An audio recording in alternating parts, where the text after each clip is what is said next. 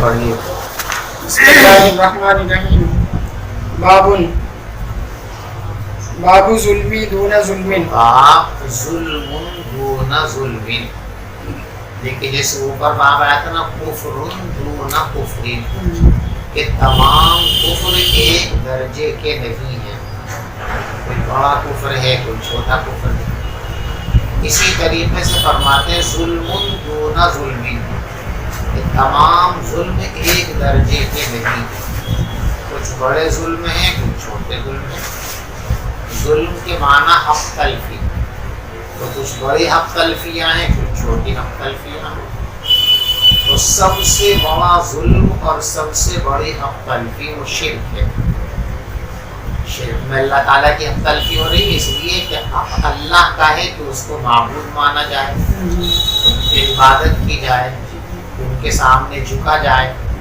اب کوئی شخص اللہ کو چھوڑ کر کسی اور کے سامنے جھک رہا ہے، کسی اور کو سجدہ کر رہا ہے، اللہ کو چھوڑ کر کسی اور کو معبود بنا رہا ہے، تو وہ اللہ تبارک و تعالیٰ کی حق تلفی کر رہا ہے. اس لیے اس کا یہ ظلم ہے اور یہی سب سے بڑا ظلم ہے. اس کو قرآن پاک میں فرمایا گیا ان الشرک لظلم عظیم، بلا شبہ یقیناً شرک ہی سب سے بڑا ظلم اور سب سے بڑی حق تلفی ہے. اسی لیے جرم ناقابل معافی ہے. ان اللہ لا یغفر ان یشرک بہ، اللہ تبارک و تعالی شرک کو کسی صورت بھی معاف نہیں فرمائے. یہاں جو روایت لائے ہیں حضرت امام بخاری رحمۃ اللہ علیہ وہ یہ ہے کہ قرآن پاک میں ایک آیت نازل ہوئی الذین آمنوا ولم یلبسوا ایمانہم بظلم اولئک لهم الامن وهم مہتدون. وہ لوگ جو ایمان لے آئے ولم یلبسوا ایمانہم بظلم، اور انہوں نے اپنے ایمان میں ظلم کی آمیزش نہیں کی، کوئی حق تلفی نہیں کی. اولئک لهم الامن، یہی وہ لوگ ہیں کہ ان کے لیے امن ہے، اور یہی لوگ ہیں جو ہدایت یافتہ ہیں. تو جو آدمی ایمان لانے کے بعد اس میں ظلم کی آمیزش نہ کرے، اس کے لیے آیت کریمہ میں دو وعدے کیے گئے کہ ایک تو وہ معمون رہے گا عذاب سے، اور دوسرا یہ کہ اس کو ہدایت کی سند کہ وہ ہدایت یافتہ ہے. اولئک لهم الامن وهم مہتدون.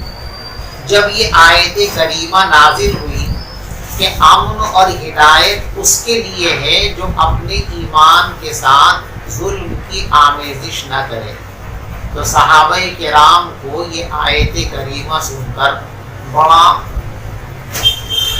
گھبرائے اور ان پر یہ بات بڑی شاق گزری، اور انہوں نے پیغمبر علیہ السلام سے آ کر اپنا مدعا عرض کیا کہ حضرت ایسا تو کوئی انسان نہیں ہے جس نے کوئی حق تلفی نہ کی ہو. کتنے آدمی احتیاط کرے چھوٹی موٹی کوئی نہ کوئی حق تلفی تو ہو ہی جاتی ہے، اور حق تلفی کی آمیزش پر نہ امن ملے گا نہ ہدایت ملے گی، تو ہم تو سب خسارے کا شکار ہو گئے. اس معیار پر تو کوئی بھی پورا نہیں اترنے کا. تو آپ نے فرمایا کہ جیسا تم سمجھ رہے ہو ویسا نہیں. یہاں عام ظلم اور عام حق تلفی مراد نہیں ہے، بلکہ ظلم اور حق تلفی کا جو سب سے بڑا مصداق ہے یعنی شرک، وہ یہاں پر مراد ہے، جیسے کہ سورہ لقمان میں ہے ان الشرک لظلم عظیم. باب ظلم دون ظلم، ظلم برابر نہیں ہے، کچھ چھوٹے ہیں کچھ بڑے ہیں. وبه قال حدثنا ابو الولید قال حدثنا شعبہ قال وحدثني بشر قال حدثنا محمد عن شعبة عن سليمان عن إبراهيم عن علقمة عن عبد الله ابن مسعود رضي الله تعالى عنه لما نزلت الذين آمنوا ولم يلبسوا إيمانهم بظلم، جب یہ آیت کریمہ نازل ہوئی وہ لوگ جو ایمان لے آئے اور انہوں نے اپنے ایمان میں ظلم کی آمیزش نہیں کی، قال اصحاب رسول اللہ، تو پیغمبر علیہ السلام کے صحابہ یوں کہنے لگے اینا لم یظلم، ایسا ہم نے کون ہے جس نے کوئی حق تلفی نہ کی ہو؟ فانزل اللہ عز وجل، تو اللہ تبارک و تعالی نے یہ آیت کریمہ نازل فرمائی، ان الشرک لظلم عظیم، شرک ہی یقیناً سب سے بڑا ظلم ہے۔ دیکھو یہ آیت کریمہ اس سوال کے موقع پر نازل نہیں ہوئی تھی۔ حضرت شاہ ولی اللہ محدث دہلوی رحمۃ اللہ علیہ نے لکھا ہے کہ حضرات صحابہ کرام کی عادت تھی کہ کوئی آیت کسی مسئلے میں نازل ہوگی تو وہ خاص مسئلہ اور واقعہ اس کا حقیقی شان نزول ہے، لیکن جتنے معاملات اور واقعات اس آیت کا مصداق اور اس آیت کے ضمن میں آتے تو صحابہ کرام ان سب کے بارے میں کہتے تھے انزلت فی قضا، کہ یہ آیت اس بارے میں نازل ہوئی، یہ آیت اس بارے میں نازل ہوئی، یعنی یہ واقعہ اور یہ معاملہ بھی اس آیت کا مصداق ہے، اور اس آیت میں جو حکم بیان کیا گیا ہے وہ اس خاص مسئلے پر بھی منطبق ہوتا ہے۔ پڑھیے باب علامت المنافقین۔ وبه قال حدثنا سليمان أبو الربيع قال حدثنا إسماعيل بن جعفر قال حدثنا نافع بن مالك بن أبي عامر أبو سهيل عن أبيه عن أبي هريرة عن النبي صلى الله عليه وسلم قال آية المنافق ثلاث إذا حدث كذب وإذا وعد أخلف وإذا اؤتمن خان۔ دیکھیے حضور پاک صلی اللہ علیہ وسلم کے زمانے میں تین طرح کے لوگ تھے۔ ایک وہ لوگ جو سچے دل سے رسول پاک صلی اللہ علیہ وسلم کو اللہ کا نبی مان چکے تھے اور ایمان قبول کر چکے تھے۔ دوسرا طبقہ وہ تھا جنہوں نے کھلم کھلا حضور پاک صلی اللہ علیہ وسلم کو رسول ماننے سے انکار کر دیا تھا۔ تیسرا طبقہ وہ تھا کہ جو دل سے رسول پاک صلی اللہ علیہ وسلم کی رسالت کو تسلیم نہیں کر رہے تھے اور نہ ہی آپ کو نبی مان رہے تھے، لیکن بزدلی کی وجہ سے یا دنیاوی مفاد کے لالچ میں ان میں اتنی جرأت اور ہمت نہیں تھی کہ وہ صاف طور پر یہ کہہ دیں کہ ہم آپ کو رسول نہیں مانتے۔ تو دل سے نہیں مانتے تھے لیکن آپ کے پاس آ کر کہتے تھے کہ ہم آپ کو اللہ کا رسول مانتے ہیں، ہم آپ پر ایمان رکھتے ہیں، لیکن ان کی یہ بات جھوٹی تھی۔ قرآن پاک میں اس کا ذکر ہے اذا جاءک المنافقون قالوا نشهد انک لرسول اللہ، جب منافقین آپ کے پاس آتے ہیں تو یوں کہتے ہیں کہ ہم اس بات کی گواہی دیتے ہیں کہ آپ اللہ کے رسول ہیں۔ فرمایا کہ اللہ اچھی طرح جانتا ہے کہ آپ رسول ہیں، لیکن اللہ یہ بھی کہتا واللہ یشہد ان المنافقین لکاذبون، اللہ اس بات کی گواہی دیتے ہیں کہ منافقین اپنے اس دعوے ایمانی کے اندر جھوٹے ہیں، یعنی وہ دل سے اس بات کا اقرار نہیں کرتے، اس کو تسلیم نہیں کرتے۔ تو یہ منافقین کا طبقہ تھا۔ ان تینوں طبقوں کا ذکر سورہ بقرہ کے اندر ہے۔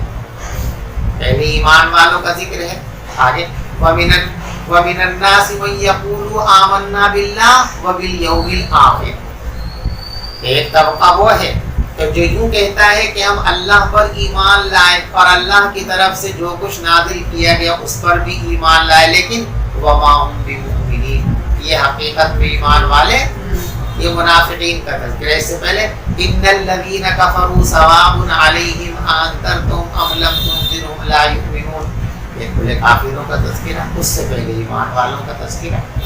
تو ان تین طبقوں کا ذکر سورہ بقرہ کے اس رکوع کے اندر ہے۔ تو تین طرح کے لوگ پیغمبر علیہ السلام کے زمانے میں پائے جاتے تھے، کھلم کھلا کفر کرنے والے، سچے دل سے ایمان لانے والے، اور تیسرا طبقہ بین بین کہ دل میں کفر چھپائے ہوئے اور زبان پر ایمان کا کلمہ رکھنے والے۔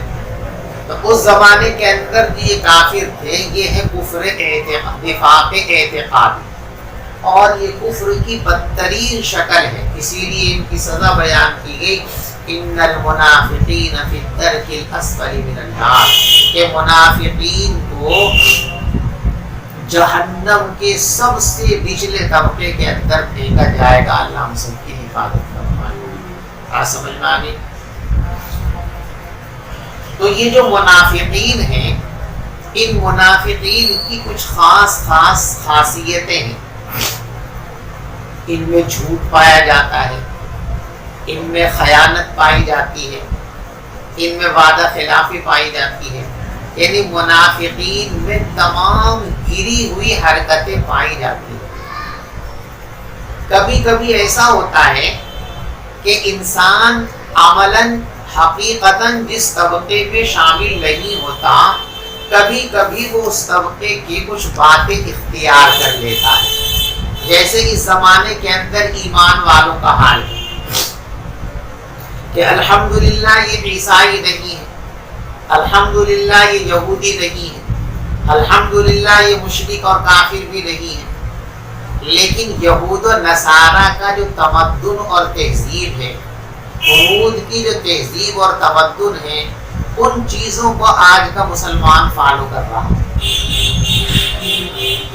تو ایسے ہی جھوٹ، خیانت، وعدہ خلافی، یہ اصل کے اعتبار سے تو منافقین کی خصلتیں ہیں کہ ایک منافق کے اندر یہ باتیں پائی جاتی ہیں، لیکن کبھی کبھی نفس کی بے راہروی کی وجہ سے، شیطان کے تسلط کی وجہ سے یہ باتیں کسی مومن کے اندر بھی پیدا ہو جاتی ہیں، تو ایسا مومن منافق عملی کہلاتا، عملی منافق کہلاتا ہے۔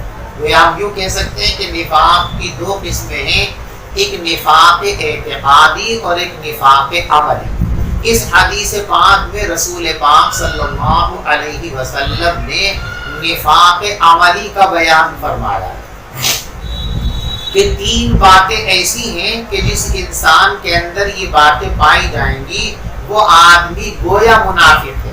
دیکھو میری تعبیر پہ دھیان کرو، وہ منافق نہیں کہہ رہا، میں کیا کہہ رہا، وہ گویا منافق ہے، یعنی وہ اعتقادی اعتبار سے منافق تو نہیں ہے، اس کے دل میں ایمان تو پکا ہے، لیکن عمل میں وہ منافقوں کی نقل اور ان کی مشابہت اختیار کرا، تو فہو منافق اے فہو کل منافق، وہ منافق جیسا ہے، یعنی گویا منافق ہے۔ بات سمجھ میں؟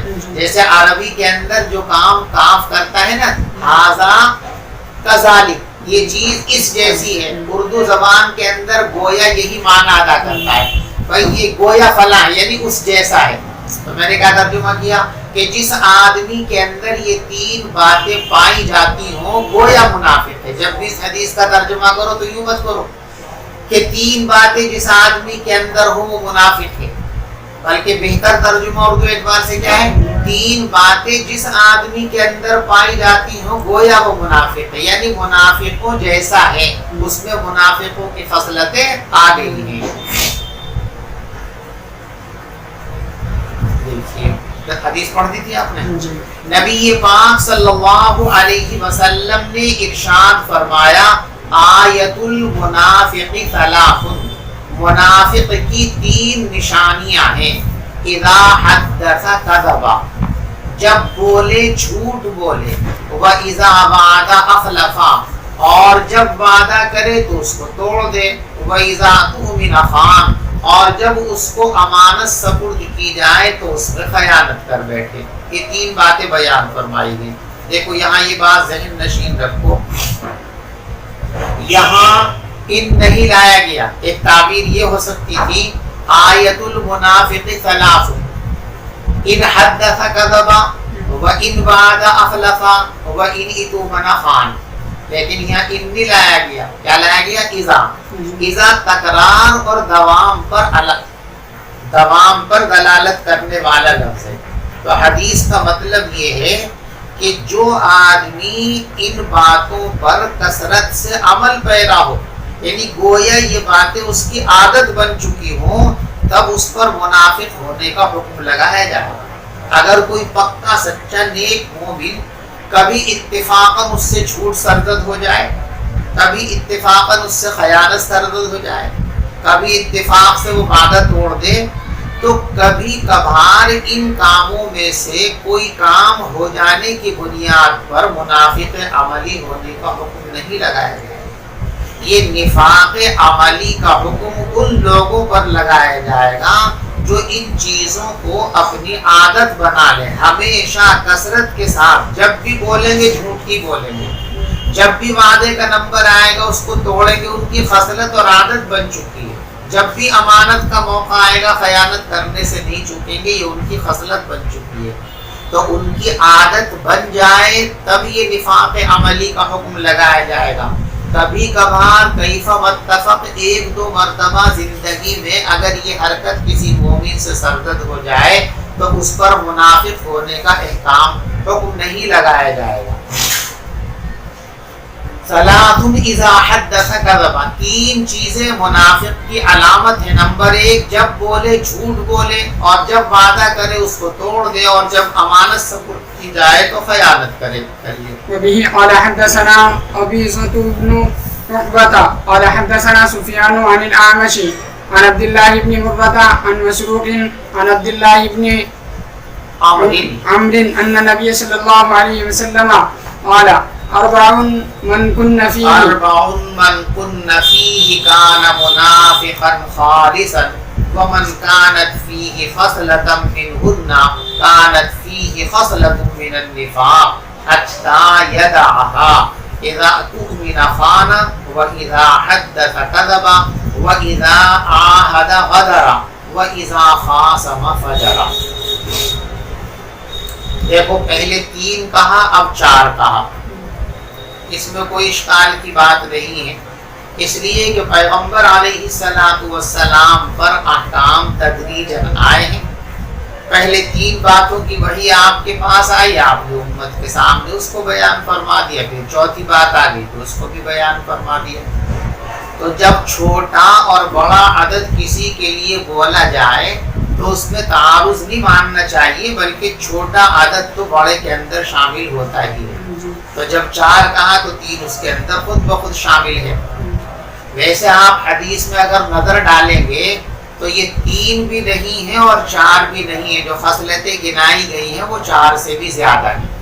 دیکھو تین تو اوپر آ گئی نا، جھوٹ بولنا، وعدہ خلافی کرنا، امانت میں خیانت کرنا، ٹھیک ہے نا۔ اب آپ اس کو دیکھیے، اس میں ایک چیز اور بڑھا دی گئی ہے، وَإِذَا خَاصَمَ فَجَرَ، کہ جب بھی کسی سے جھگڑتا ہے تو فوراً گالی گلوچ پر نکل آتا ہے۔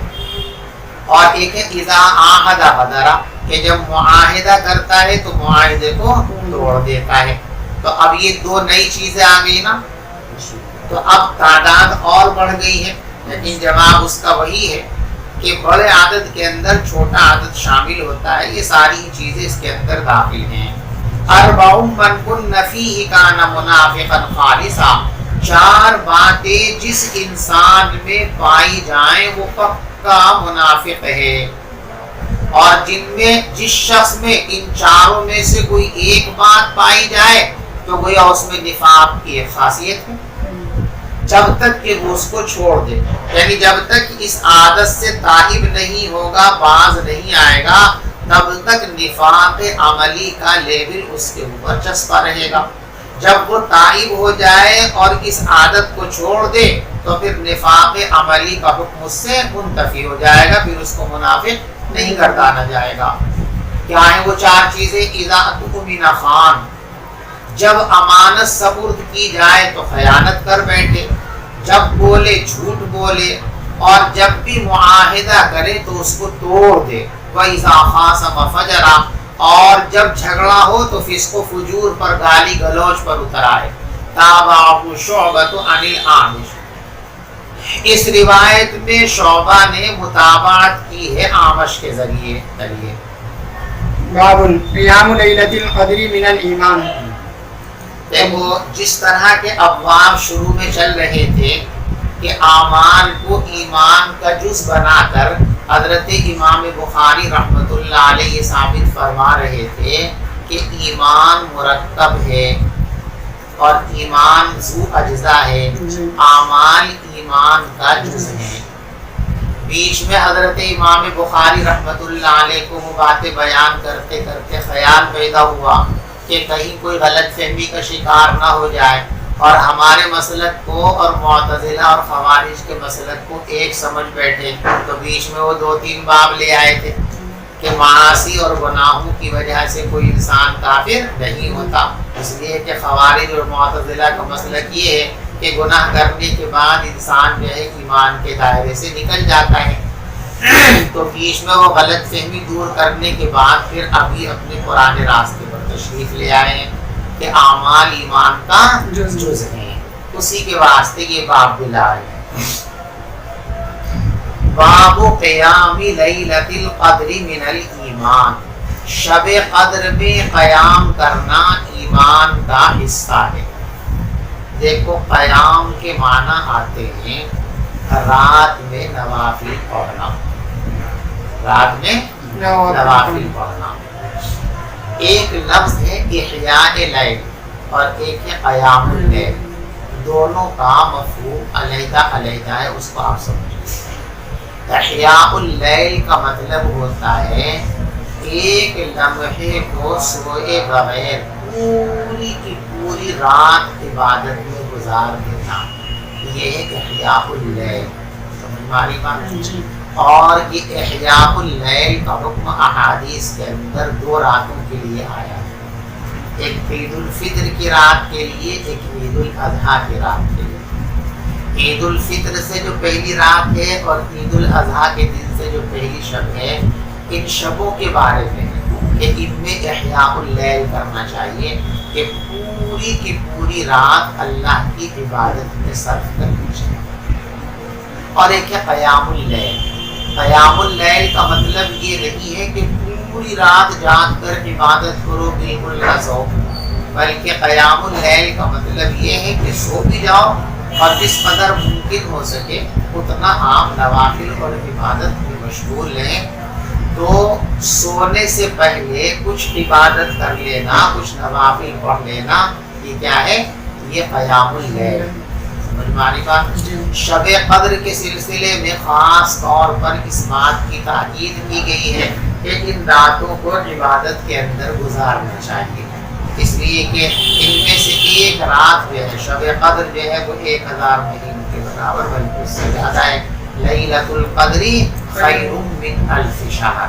تو شب قدر میں ایک شب کی عبادت، شب قدر کی عبادت 1000 مہینوں پر فائد ہے. اس لیے اس کے لیے ارشاد فرمایا گیا کہ لیلۃ القدر کے اندر خاص طور پر جاگ کر اللہ کی عبادت کرنی چاہیے.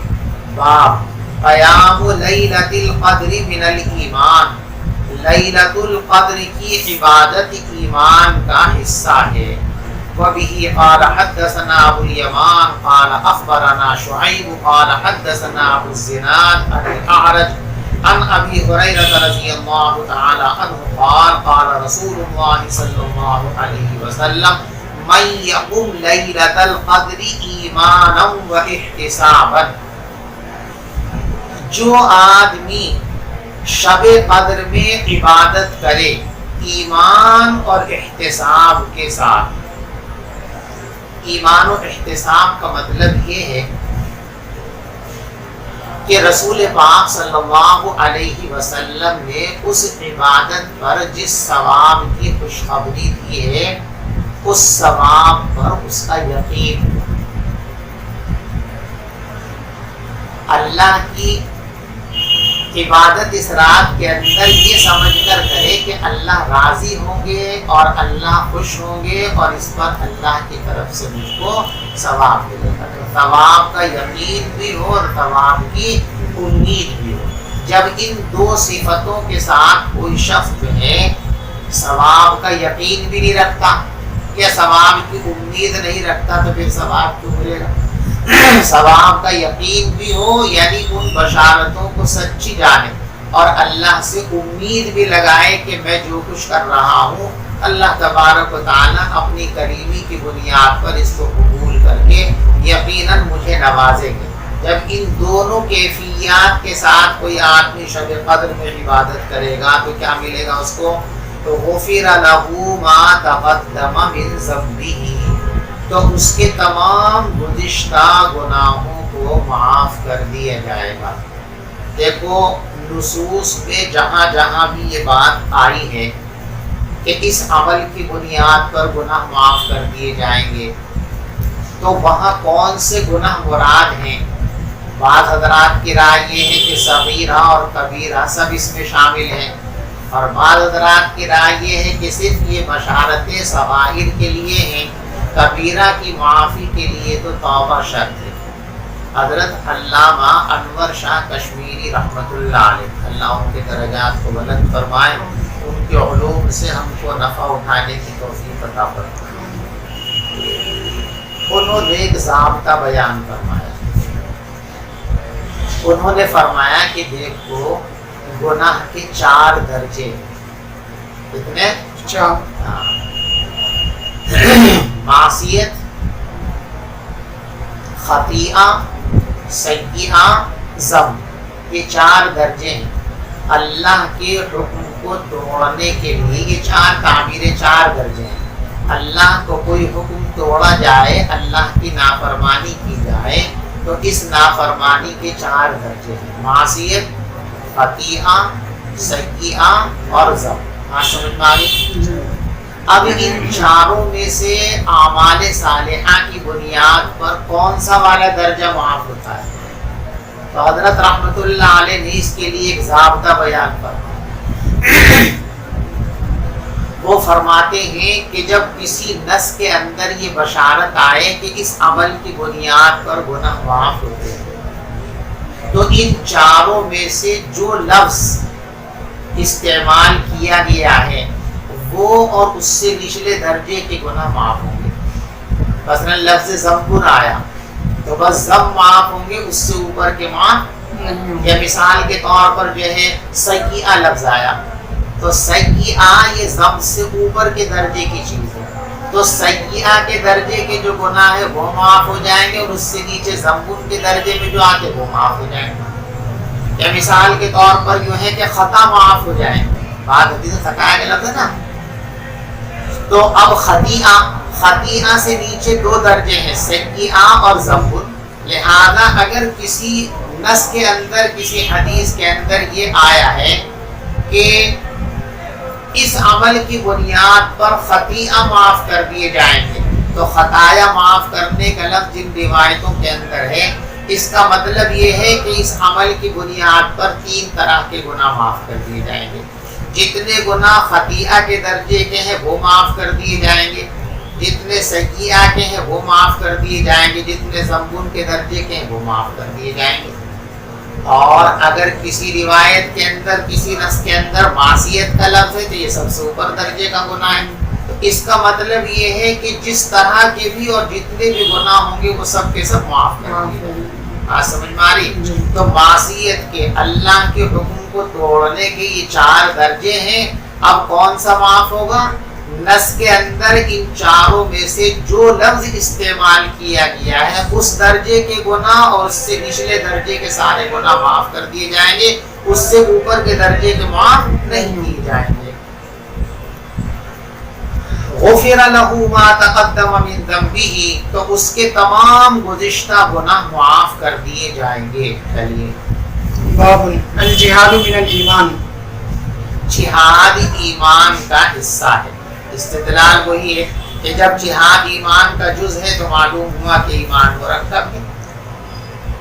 جواب بھی وہی جو پہلے ہم آپ کو دے چکے ہیں کہ یہ جزء مکملہ ہے، جزء مقومہ نہیں ہے۔ چلیے وبه قال حدثنا حرمي بن حفص قال حدثنا عبد الواحد قال حدثنا عمارة قال حدثنا أبو زرعة بن عمرو بن جرير قال سمعت أبا هريرة عن النبي صلى الله عليه وسلم قال انتدب الله عز وجل لمن خرج في سبيله لا يخرجه إلا إيمان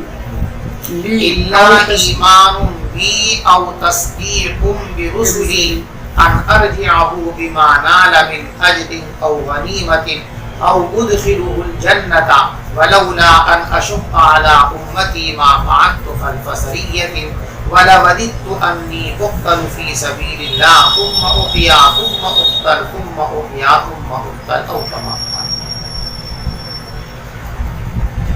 رسول پاک صلی اللہ علیہ وسلم نے ارشاد فرمایا انتدب اللہ، اللہ نے ذمہ داری لے لی ہے اس شخص کی جو اللہ کے راستے میں جہاد کے لیے نکلے. دیکھو انتدبا کے معنی آتے ہیں بلانا، اصل اس کے معنی کیا ہے؟ بلانا. اسی لیے جب کسی جلسے اور کانفرنس میں کسی کو بلا دے کیا کہتے ہیں؟ مندوب ہے، بلائے ہوئے لوگ ہیں، پکارے ہوئے لوگ ہیں. جب آپ کسی کو بلائیں گے اور وہ مندوب بن کر آپ کے پاس آئے گا تو آپ اس سے لاپرواہ ہوں گے، اس کے ہر معاملے کے ذمہ دار آپ ہوں گے نا. تو اس لیے اس کا ترجمہ اللہ نے ذمہ لے لیا ہے. انتدبا، اللہ نے ذمہ داری لے لی ہے اس شخص کے لیے جو اللہ کے راستے میں نکلے. کیوں نکلے؟ لوگ اس کو بہادر کہیں، مال غنیمت ملے گا، شہرت ہوگی، تو اب اللہ کی ذمہ داری کچھ نہیں اس کے لیے. اللہ کی یہ ذمہ داری کہ اس کو مال غنیمت ملے گا، اس کو ثواب ملے گا اور شہید ہو گیا تو سیدھا جنت میں جائے گا. یہ ذمہ داری اور ضمانت اور گارنٹی کب ہے؟ جبکہ وہ اللہ کے لیے نکلا ہو. اگر اخلاص نہیں ہے، کسی اور مقصد کے لیے نکلا ہے، تو پھر اللہ کی کوئی ذمہ داری. شہید ہو گیا تو جنت میں بھی نہیں جائے گا اور اجر و ثواب بھی البتہ مال غنیمت مل سکتا ہے. اس لیے کہ مال غنیمت تو ظاہری طور پر شرکت کی بنیاد پر ملتا ہے، تو جو بھی شریک ہوگا دل میں اس کی نیت کچھ بھی ہو، لیکن اجر و ثواب اور جنت کس کے ساتھ مشروط ہے؟ اس کے اخلاص کے ساتھ مشروط ہے. لا یخرجہ، اس کو نہ نکالا ہو مگر مجھ پر ایمان اور میرے رسولوں کی تصدیق ہے. یہاں او بمانا واو ہے، یعنی وہ جو نکلا ہے صرف مجھ پر ایمان رکھتے ہوئے اور میرے رسولوں کی بات کو سچا مانتے ہوئے صرف اخلاص سے نکلا ہے. تو کیا ملے گا اس کو؟ میں نے کیا ذمہ داری لی ہے؟ ان ارجعہ بما نال، کہ میں اس کو لوٹاؤں گا ان چیزوں کے ساتھ جو وہ حاصل کرے گا. کیا حاصل کرے گا؟ وہ تین چیزیں، من اجر، ثواب، یا پھر غنیمت، یا یہ کہ میں اس کو جنت کے اندر داخل کر دوں گا. آگے حضور پاک صلی اللہ علیہ وسلم نے جہاد کی اہمیت بیان کرتے ہوئے فرمایا کہ دیکھو جہاد کے لیے جب نکلتے ہیں مسلمان تو کبھی میں ان کے ساتھ جاتا ہوں اور کبھی میں ان کے ساتھ نہیں بھی جاتا ہوں. تو جب میں ان کے ساتھ نہیں جاتا ہوں اس موقع پر یہ نہیں سمجھنا چاہیے کہ جہاد کا عمل میرے نزدیک غیر اہم ہے اس لیے نہیں جاتا، بلکہ میں جو نہیں جاتا ہوں وہ کمزور، ایسے بیمار، کمزور اور غریب لوگوں کی رعایت میں رک جاتا ہوں کہ جو چاہنے کے باوجود بھی اپنی کمزوری اور عذر کی وجہ سے جہاد کے عمل میں شریک نہیں ہو پاتے. اس لیے میں رک جاتا ہوں ان کی دل جوئی کے لیے، اس لیے کہ میں اگر ہمیشہ جاؤں تو ان کا دل ٹوٹے گا کہ ہم یہ نیکی نہیں کر پاتے. لیکن جب کبھی کبھی میں بھی رک جاتا ہوں تو ان کے لیے ایک تسلی کا سامان ہے کہ ہم نہیں گئے تو آقا بھی نہیں گئے. اس لیے میں کبھی کبھی بعض غزوات کے اندر شرکت نہیں کرتا ہوں. اگر مجھے ان کمزور لوگوں کی دلداری مقصود نہ ہوتی تو کوئی ایک مہم ایسی نہیں ہوتی جس میں میری شرکت نہ ہوتی. ہر مہم کے اندر میں شرکت کیا کرتا ہوں. تو جہاد کی اہمیت آپ نے بیان فرمائی. اگلے جملے میں اللہ کے راستے میں شہید ہونے کی اہمیت بیان فرمائی کہ میں تو یہ چاہتا ہوں کہ ایک زندگی نہیں، مجھے بہت ساری زندگیاں ملیں اور ہر زندگی میں اللہ کی راہ میں قربان کروں. میں ایک مرتبہ جاؤں کفار سے لڑنے کے لیے اور شہید کر دیے جاؤں، پھر دوبارہ اللہ مجھے زندہ کر دے، پھر پہنچ جاؤں میدان کے اندر، پھر شہید ہو جاؤں، پھر دوبارہ اللہ مجھ کو زندہ کر دے، پھر میدان جنگ کے اندر جاؤں اور پھر مجھ کو شہید کر دیے جائے. تو شہادت اتنا عمل ہے کہ اتنا شاندار عمل ہے کہ بار بار میں اس مرتبے کو حاصل کرنے کی تمنا رکھتا ہوں. تو جہاد کی اہمیت اور شہادت کی اہمیت ان دو جملوں کے اندر بیان کی گئی ہے. وَلَوْلَا أَنْ أَشُقَّ عَلَىٰ أُمَّتِي، اور اگر یہ اندیشہ نہ ہوتا کہ میں اپنی امت کو مشقت میں ڈال دوں گا، مَا قَعَدْتُ خَلْفَ سَرِيَّةٍ، تو میں کسی مہم میں پیچھے نہیں رکتا. وَلَوَدِدْتُ، اور میں تو یہ چاہتا ہوں کہ میں اللہ کے راستے میں شہید کر دیے جاؤں. ثُمَّ أُحْيَا، اور پھر میں زندہ کر دیے جاؤں. ثُمَّ أُقْتَلْ، پھر مجھے قتل کیے جائیں. ثُمَّ أُحْيَا، پھر زندہ کر دیے جاؤں اور پھر مجھ کو قتل کر دیے جائے، پھر مجھے شہید کر دیے جائے. دیکھو یہ لفظ جہاد آیا نا، اللہ کے راستے میں نکلنا اور اللہ کے دین کے لیے کوشش کرنا، اس کے لیے نصوص کے اندر کہیں لفظ مجاہدہ آیا ہے، جیسے جاہدوا فی اللہ حق جہادی والذین جاہدوا فینا لنہدینہم سبلنا. تو جہاں لفظ مجاہدہ آیا ہے اس کا مطلب یہ ہے کہ دین کے کسی معاملے کے اندر بھی کوشش کرنا اور محنت کرنا وہ جہاد ہے. ٹھیک ہے. اور جہاں خاص طور سے لفظ جہاد آیا ہے نصوص کے اندر، تو اس لفظ جہاد سے خاص معنی مراد ہے قتال مع الکفار، دین کی راہ میں روڑے اٹکانے والے کافروں سے مقابلہ کرنا. یہ بالکل ایک خاص مفہوم ہے. بعض لوگوں نے اپنے کاموں کو جہاد فی سبیل اللہ کا مصداق بنا لیا اور جہاد فی سبیل اللہ کے لیے جتنی نصوص تھی ان سب کو اپنے کام پر منطبق کر دیا. یہ غلط بات ہے. جہاد فی سبیل اللہ کا لفظ جہاں جہاں نصوص کے اندر آیا ہے تو اس سے خاص معنی مراد ہے کیا؟ دین کی راہ میں روڑا بننے والے کفار و مشرکین کا مقابلہ کرنا. یہ خاص عمل ہے. کوئی عمل اس کے لیے اس کو کسی دوسرے عمل پر چسپاں نہیں کیا جا سکتا. البتہ دوسرے اعمال کو اس سے ملحق کیا جا سکتا ہے. جیسے حضور پاک صلی اللہ علیہ وسلم نے طالب علم کو مجاہد سے ملحق کیا ہے. حدیث پاک میں ہے کہ جو شخص اپنے گھر سے من خرج فی طلب العلم فهو فی سبیل اللہ حتی یرجع کما قال، کہ جو آدمی حصول علم کے لیے اپنے گھر سے نکل گیا تو وہ اللہ کے راستے میں ہے جب تک گھر لوٹ کر کے واپس آئے. تو یہاں طالب علم کو مجاہد کے ساتھ ملحق کیا گیا. تو اس طرح بہت سے دینی کاموں کو علت کے اشتراک کی بنیاد پر ملحق تو کر سکتے ہیں. یعنی یہ تو کہہ سکتے ہیں کہ بھئی جو ثواب جہاد فی سبیل اللہ کے اندر اللہ نے رکھا ہے، اللہ تبارک و تعالیٰ اپنے فضل کی بنیاد پر ان کاموں کی اہمیت اور نفع کی بنیاد پر ان کاموں پر بھی یہ اجر دے سکتے ہیں. یہاں تک تو درست ہے. لیکن جہاد فی سبیل اللہ کی نصوص کو یہ کہنا کہ ان نصوص کا مصداق ہمارا یہ کام ہے، یہ غلط طریقہ ہے. ایسا نہیں کرنا چاہیے. جو لوگ ایسا کرتے ہیں وہ غلط کرتے ہیں. بات سمجھ میں آ رہی؟ جیسے مثال کے طور پر جماعت کا کام ہے. جماعت کے کام کو جہاد کے ساتھ ملحق تو کر سکتے ہیں. یعنی یہ کہہ سکتے ہیں کہ بھی وہاں بھی فروغ دین مراد ہے، یہاں بھی فروغ دین مراد ہے. تو اللہ کی ذات سے یہ امید رکھنی چاہیے کہ اللہ تبارک و تعالیٰ اپنے فضل سے ان لوگوں کی مجاہدین جیسا ثواب مرحمت فرما سکتے ہیں.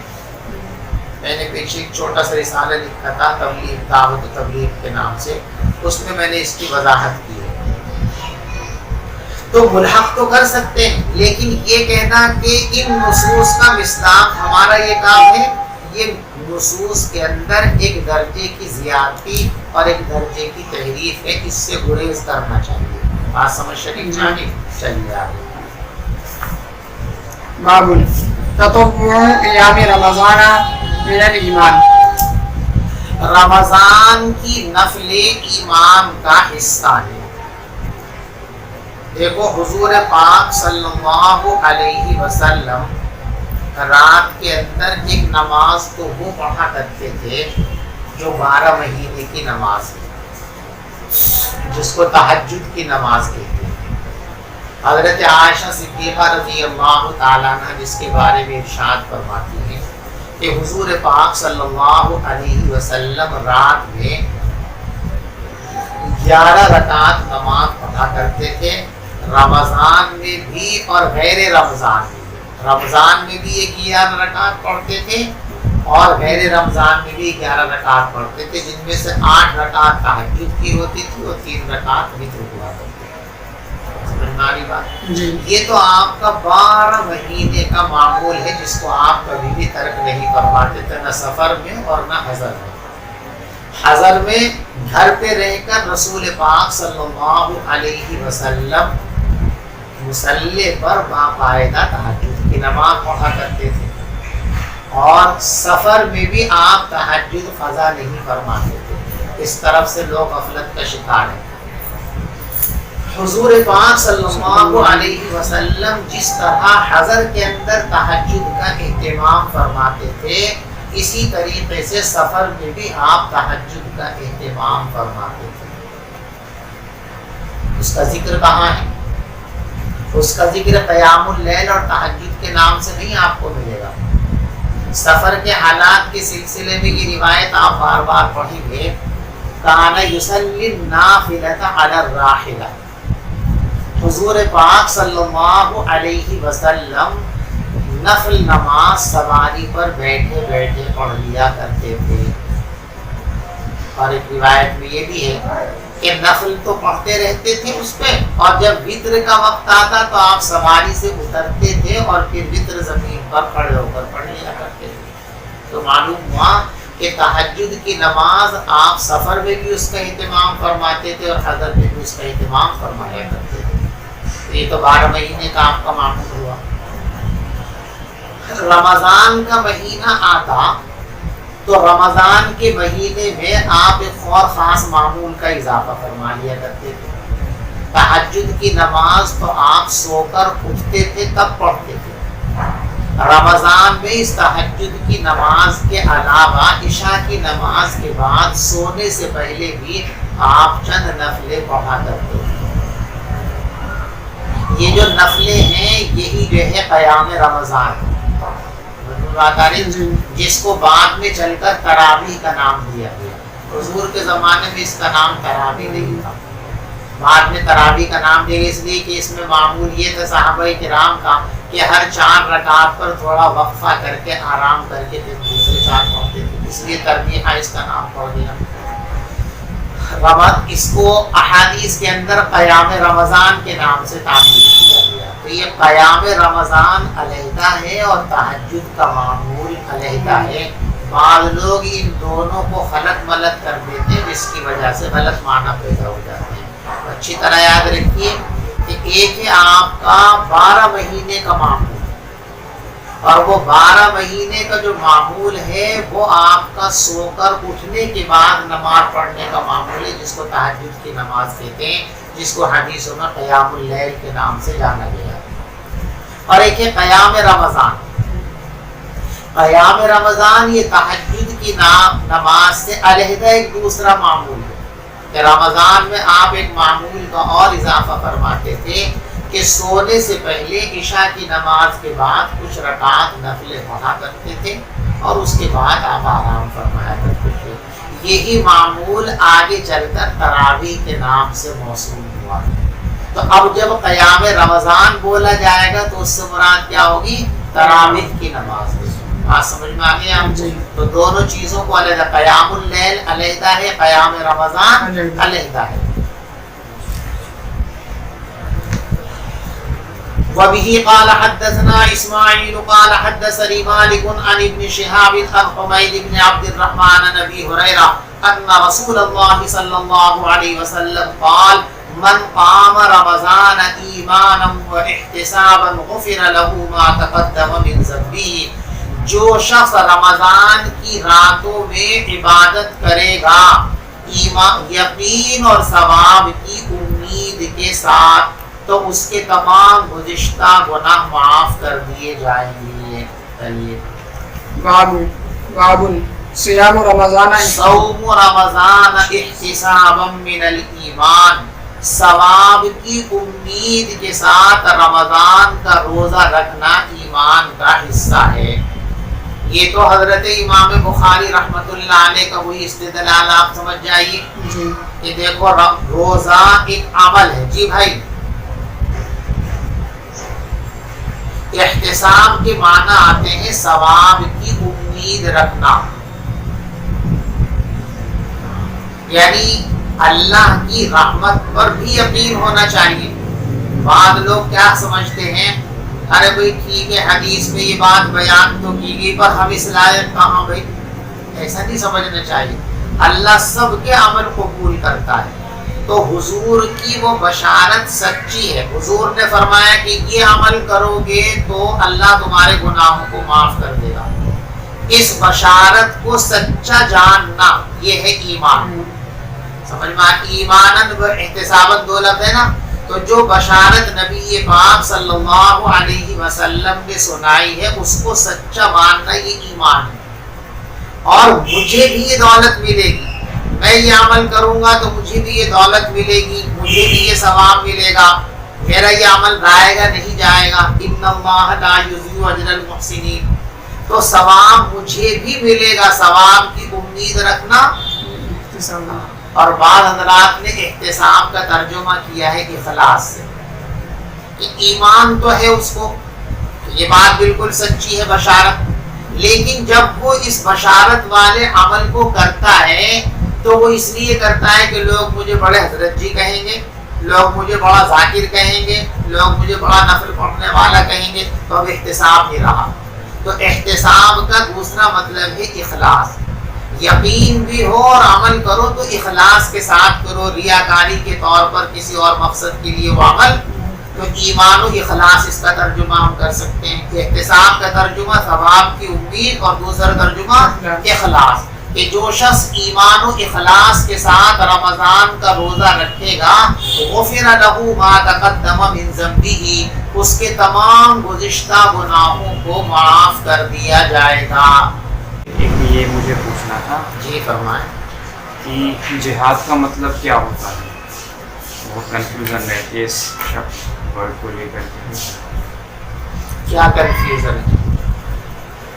آپ جیسے مطلب بتائیں، پھر اور بھی سوال ہیں اس کے تعلق سے ایک دو۔ دیکھو جہاد کے لفظی معنی ہے حد درجے کوشش کرنا، آدمی میں جتنی طاقت وسعت ہے کسی کام کو انجام دینے کے لیے اپنی تمام ممکنہ طاقت کو لگا دینا، یہ جہاد کے لفظی معنی ہے۔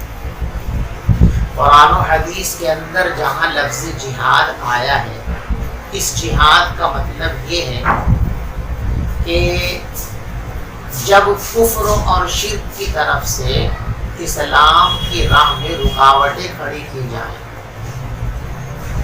فتنے پیدا کیے جائیں، اور ان فتنوں کو راستے سے ہٹانے کے لیے طاقت کے استعمال کے سوا کوئی چارہ کار نہ رہے، کوئی صورت نہ رہے، تو اس وقت ان طاقتوں کے خلاف طاقت کا استعمال کرنا، قوت کا استعمال کرنا، ہتھیاروں کا استعمال کرنا، یہ جہاد ہے۔ جیسے ابھی کے ٹائم پہ بہت سی تنظیمیں ایسی ہیں جو مختلف ناموں سے ہیں اور ایک مسلمان کا حلیہ اختیار کیے ہوئے ہیں، وہ لفظ جہاد کا بھی استعمال کرتے ہیں اپنے یہاں پر، اور مجاہد کا بھی استعمال کرتے ہیں، اور ان کے اعمال دیکھے جائیں تو وہ بچوں پر ظلم کرتے ہیں، یعنی کہیں بھی جا کے بم پھوڑ دیتے ہیں، ٹھیک ہے، اور کہیں بھی جا کر کے مستورات کے ساتھ بدتمیزیاں کرتے ہیں، بہت حد تک غلط کام کرتے ہیں ان کے ساتھ، اور وہ اپنے اس عمل کو جہاد کہتے ہیں، تو ان کا یہ کہنا صحیح ہے؟ غلط ہے۔ تو مسلمانوں کو ان کے خلاف کھڑا ہونا چاہیے۔ مسلمانوں نے ہمیشہ اس کی تردید کی ہے، اس کی مخالفت کی ہے، علماء نے ہمیشہ اس کے خلاف فتوی دی ہے۔ دیکھو، دو باتیں ذہن نشین رکھو۔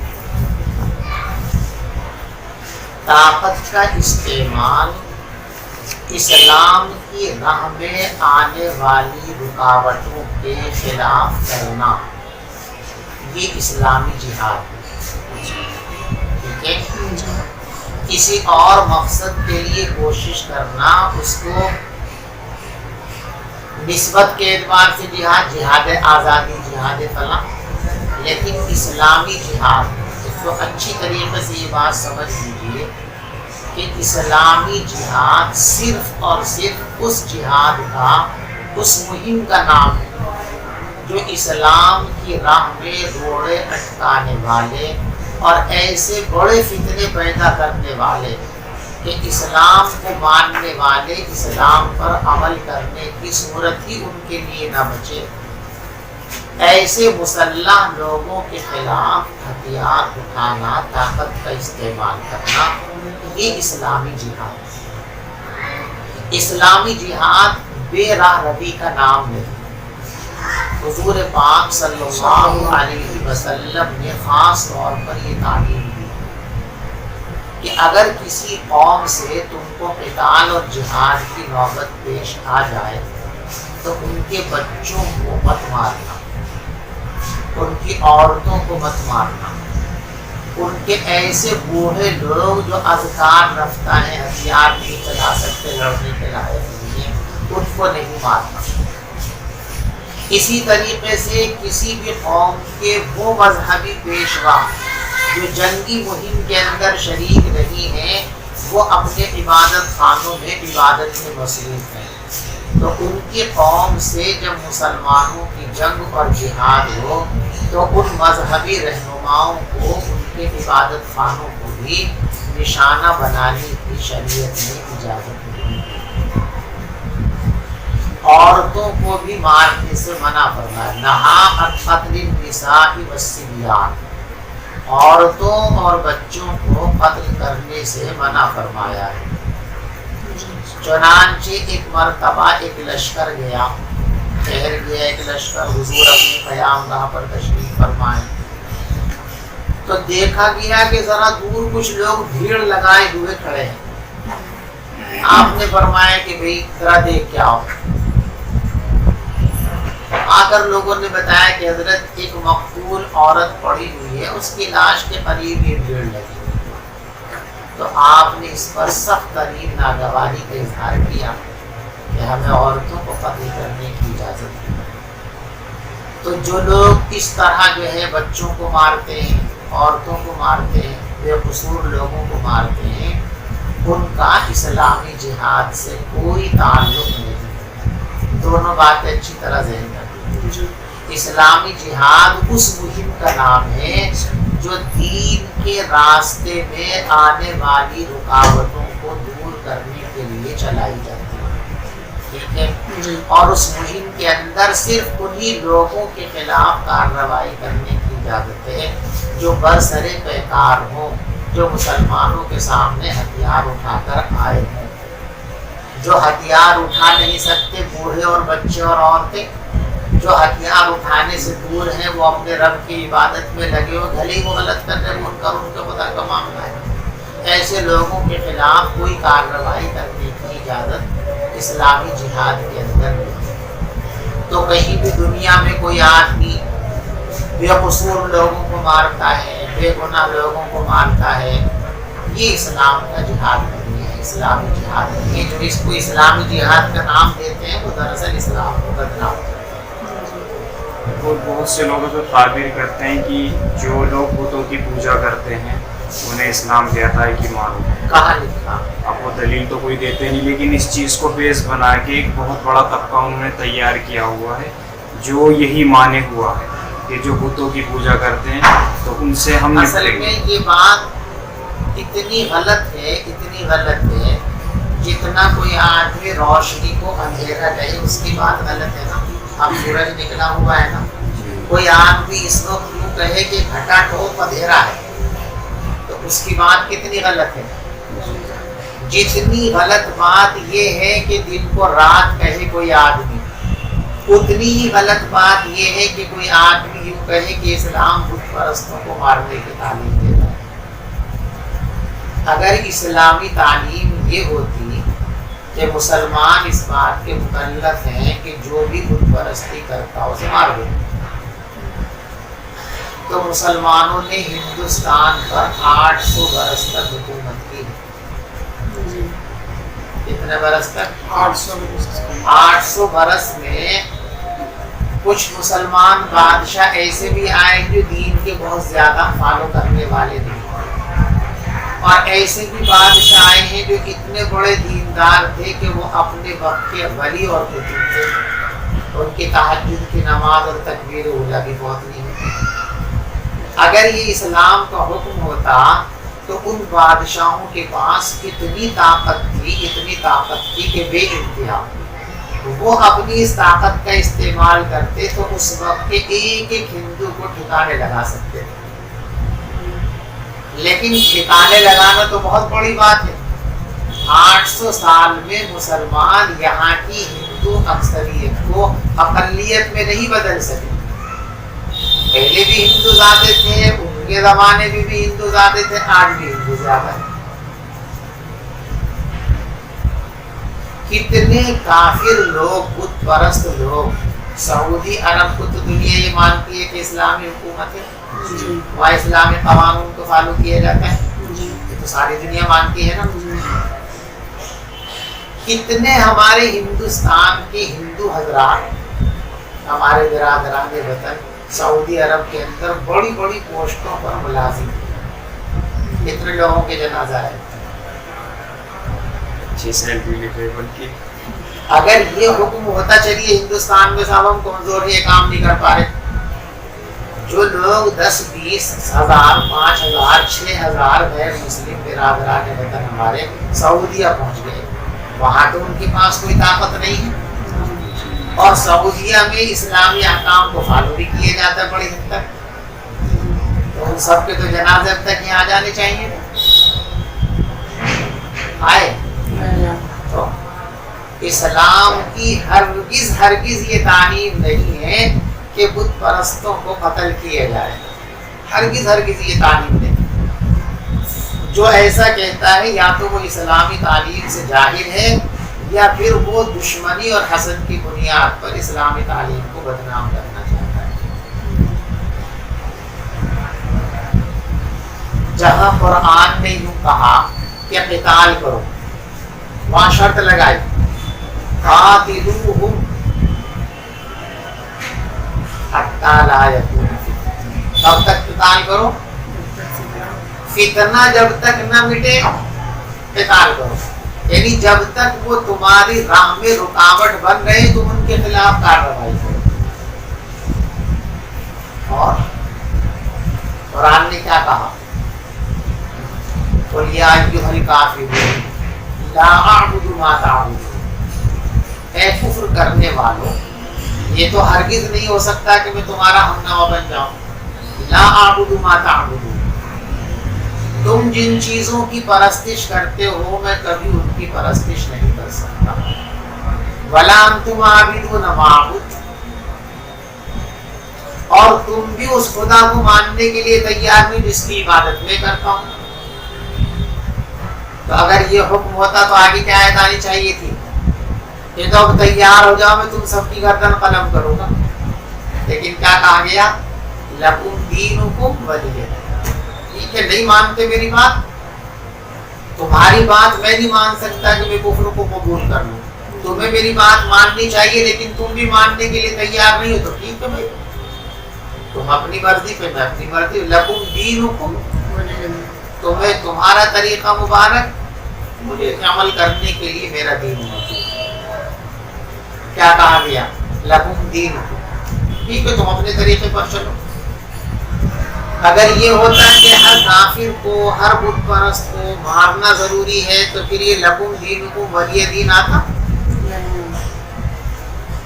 قرآن صاف کہتا ہے لا اکراہ فی الدین، دین میں جبر اور زبردستی نہیں ہے.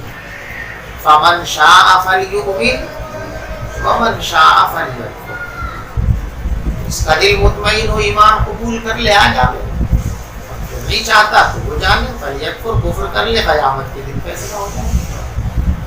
تو قرآن کی آیتیں تو کتنی ساری اس پر دلالت کرتی ہیں کہ جبرن کسی کو مسلمان نہیں بنانا. کیا کہا گیا؟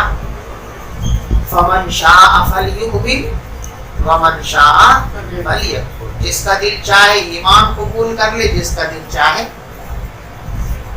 کیا کہا؟ نبی کو بھی تسلی دی، مسلمانوں کی تسلی دی، مانے یا نہ مانے تمہیں اس کی فکر کرنے کی ضرورت نہیں، تمہارا کام پیغام پہنچا دینے کا ہے. کوئی مان لے بہت اچھی بات ہے، نہیں مانتا تو آپ کو زبردستی نہیں کرنے. زبردستی مسلمان بنانا ہماری پالیسی نہیں ہے. اللہ کیا فرماتے ہیں؟ ان نشاء ننزل علیہم من السماء آیہ. اگر ہماری پالیسی یہ ہوتی کہ چاہے نہ چاہے ہر حال میں زبردستی ایمان میں ٹھونسنا، ہم تو قادر مطلق کیا کرتے؟ ان نشاء، اگر ہم یہ چاہتے ننزل علیہم من السماء آیہ، تو ہم آسمان سے ایک ایسی نشانی اتار دیتے فظلت اعناقہم لہا خاضعین، سب جھک جاتے تھے مان لیں گے. لیکن ہمیں یہ تھوڑی کرانا، ہمیں تو ایمان کی ایک بڑی قیمت دینی ہے جنت کی شکل کے اندر.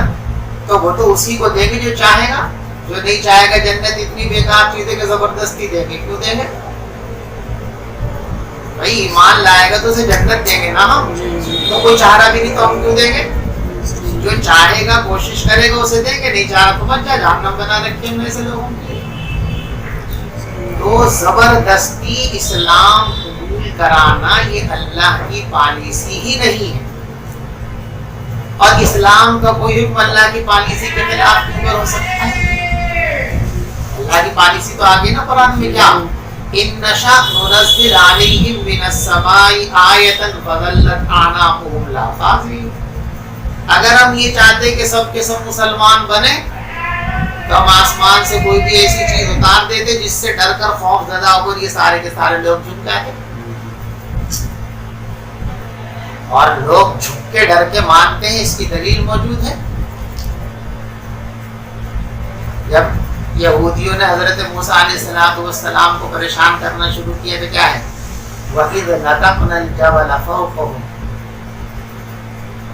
جب ہم نے پہاڑ ان کے اوپر ایسا کر دیا کہ گرا تو آگے نہ نہیں آ کہ موسیٰ مان لیا.